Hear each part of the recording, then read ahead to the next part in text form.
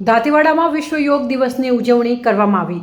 બનાસકાંઠાના પાંથાવાડા એપીએમસી ખાતે દાંતીવાડા તાલુકા ભાજપ મંડળ દ્વારા વિશ્વ યોગ દિવસની ઉજવણી કરવામાં આવી હતી। દર વર્ષે 21મી જૂનને આંતરરાષ્ટ્રીય યોગ દિવસ તરીકે ઉજવવામાં આવે છે। સ્વસ્થ અને ફિટ રહેવા માટે નિયમિત યોગ જરૂરી છે। જીવનમાં યોગના ફાયદા અને મહત્વને ધ્યાનમાં રાખીને તેને સમગ્ર વિશ્વમાં મહત્વ આપવામાં આવ્યું છે। દર વર્ષે 21મી જૂનને આંતરરાષ્ટ્રીય યોગ દિવસ તરીકે ઉજવવામાં આવે છે। માનનીય વડાપ્રધાન નરેન્દ્ર મોદીના પ્રસ્તાવને સ્વીકારીને સંયુક્ત રાષ્ટ્ર મહાસભાએ માત્ર 3 મહિનામાં જ આંતરરાષ્ટ્રીય યોગ દિવસ એટલે કે ઇન્ટરનેશનલ યોગા ડે સંગઠનની જાહેરાત કરી હતી અને જે બાદ વિશ્વએ વર્ષ 2015માં પ્રથમ વખત યોગ દિવસની ઉજવણી કરી હતી।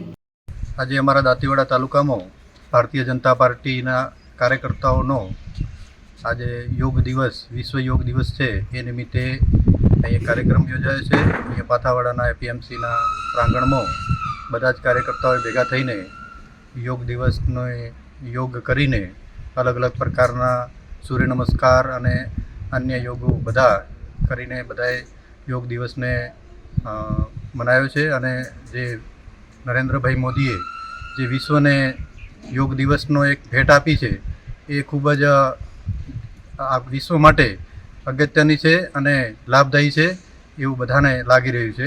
ભારત માતા કી જય। આજે યોગ સમગ્ર વિશ્વમાં પ્રખ્યાત છે। ઘણા દેશોમાં યોગને સ્વાસ્થ્ય લાભો માટે એક મહત્વપૂર્ણ માધ્યમ માનવામાં આવે છે। ભારતની જેમ ત્યાં પણ ઘણા ગુરુઓ યોગની તાલીમ આપી રહ્યા છે અને આ સતત પ્રચાર થઈ રહ્યો છે, જેના પરિણામ સ્વરૂપે સમગ્ર વિશ્વ આજે આંતરરાષ્ટ્રીય યોગ દિવસની ઉજવણી કરી રહ્યું છે। હવે દર વર્ષે 21 જૂનના રોજ આંતરરાષ્ટ્રીય યોગ દિવસ ઉજવવામાં આવે છે અને સમગ્ર વિશ્વમાં લોકો યોગ માટે આ દિવસની ઉજવણી કરે છે। આપણી ભારતીય સંસ્કૃતિ એ ઋષિ મુનિઓની યોગની સંસ્કૃતિ છે અને યોગ કોઈ એક ધાર્મિક પ્રક્રિયા નથી, પરંતુ યોગ દરેક મનુષ્યના એક તંદુરસ્ત માનસિક અને શારીરિક રીતે વિકાસ માટેની એક પ્રક્રિયા છે અને એ આખી દુનિયાને યોગથી વાકેફ કરવાનું કામ આપણા યશસ્વી વડાપ્રધાન માનનીય નરેન્દ્રભાઈ મોદી સાહેબે કર્યું છે। અને આજે વિશ્વભરમાં 21 જૂન યોગ દિવસ તરીકે ઉજવાઈ રહ્યો છે, ત્યારે આપણને પોતાને પણ ગૌરવ થાય છે કે આપણી સંસ્કૃતિને વિશ્વ અનુસરી રહ્યું છે અને એના દ્વારા દરેક ઘર સુધી યોગ પહોંચે એ રીતે પ્રતિકાત્મક આજે યોગ દિવસની ઉજવણી દરેક ગામમાં થાય, દરેક સ્કૂલમાં થાય, દરેક ઓફિસોમાં થાય। સરકાર દ્વારા પણ એને ખૂબ પ્રોત્સાહન આપવામાં આવી રહ્યું છે અને દરેક જણ શારીરિક રીતે અને માનસિક રીતે સ્વસ્થ બને અને આપણે નિરોગી જીવન જીવીએ એના માટેનો આ એક પ્રયત્ન છે। અને એમાં માનનીય મોદી સાહેબે સુંદર રીતે આપણી સંસ્કૃતિને વિશ્વ ફલક ઉપર વિસ્તારી છે, તે બદલ એમને ખૂબ ખૂબ ધન્યવાદ। વંદે માતરમ, ભારત માતા કી જય।